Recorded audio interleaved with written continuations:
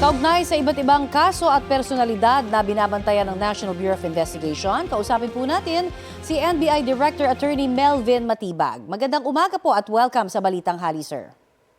Magandang umaga, Ma'am Connie, at sa lahat po ng tumatangkilig sa inyong programa, isang magandang umaga po. Sir, sa investigasyon ng PNP-CIDG, lumalabas na isang paraan ng hazing ang nangyaring team building activity na ikinamatay po ni na Rene Baterbonia at Divine Adili ng Ateneo.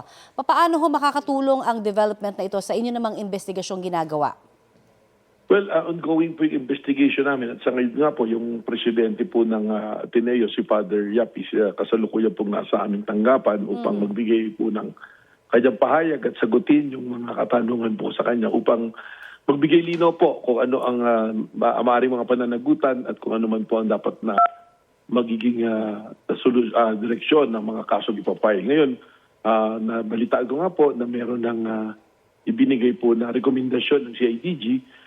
Titingnan ng kanila pong rekomendasyon pati po kanila investigasyon. Meron naman po kaming pag-uusap na magkakaroon po kami ng sharing of information po. I see. At meron pa ho ba kayong mga target na maiimbitahan pa para hingan po ng salaysay o testimonya? Sa ngayon po, maaring baka ngayong araw na ito, makompleto na namin yung aming mga gusto imbestigahan. Kung meron pa po, amin po ito tatawagin, pero sa palagay po namin ay sapat na po yung amin pong nag-investigasyon para magkaroon po kami ng amin din pong conclusion at rekomendasyon po.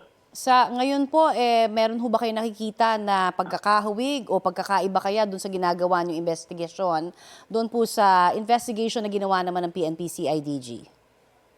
Well, I'd rather finish po yung investigation. Yun po yung aming usapan doon sa aming pong team na binuo na yung aming pong magiging pahayag ukol sa conclusion po at rekomendasyon ay pag matapos na ng buo yung ating pong investigasyon. Okay, mapunta naman po tayo doon sa isasampang reklamo ng NBI laban po kay dating Congressman Mike Defensor. Pinabubulaanan po niya yan at gawa-gawa lang daw laban sa mga nagsasalita kaugnay sa korupsyon at flood control scandal. Reaction niyo po dyan? Well, unang-una, lahat naman po ng akusado ay considered inosente hanggat hindi po napapatunayan sa korte.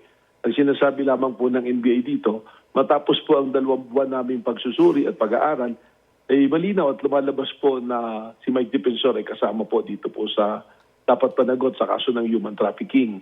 Yan po sa kanilang establishmento na itinatagano po. Mga dokumento po ito na galing sa mga ahensya ng ating gobyerno, katulad ng SEC, katulad po ng local government ng Pasig, at yung pong mga testimonya po ng mga taong ating pong inimbestigahan ukol dito po sa testimonya. Ngayon, sinasabi po niya, gawa-gawa, meron naman po siyang pagkakataon sa piskalya at sa korte na sagutin po ang reklamong ito.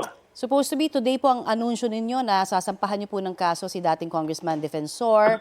Ano ho ang update natin dyan? Mamaya po siguro mga afternoon, no?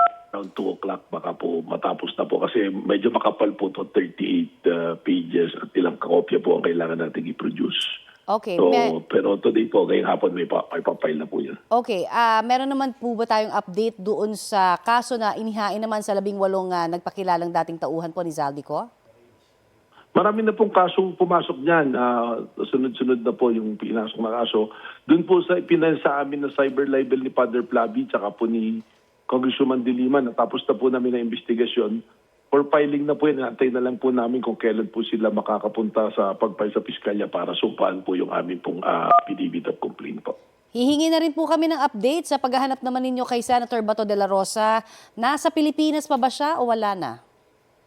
Meron pong malakas na indikasyon na nandito pa po sa Pilipinas at meron po mga impormasyon kaming sinusundan. Lagi ko po sinasabi, mas mahirap po kay Senator Batong umalis ng bansa sapagkat ICC warrant po yan, 122 countries po ang member niyan. Apo. And kung hindi pa po member ng ICC, ang Interpol po ay membro sila, meron po responsibilidad ang mga bansa ito na ipagbagay-alam sa kanila at arestuhin si Senator Bato at turnover po sa ICC po. Meron na rin ho ba tayong update kung meron na kayo natatanggap na ICC arrest warrant laban naman kay Senator Bongo? Wala pa po. Wala pa po dumarating na additional arrest warrant. Yung kay Senator Bato pa lang po yung warrant na hawak po natin. Okay, doon naman po tayo sa investigasyon ninyo sa nangyaring pamamaril sa Senado noong May 13. Meron ho ba tayong karagdagang mga impormasyong maaring ibahagi po sa publiko? Yung pong buong report, ibinigay na po namin yan sa DOJ, dun sa fact-finding body po na tinutulungan nila. Sa pagkakaalam ko po, si Ombudsman Boying Rimulya ay pinadala na po ng subpoena si Aplasca, si Senator Cayetano at si Senator Robin Padilla para magpaliwanag po ukol po sa pangyayari niya. Okay, marami pong salamat sa inyo pong mga update na yan at ibinigay sa aming impormasyon. Thank you, sir.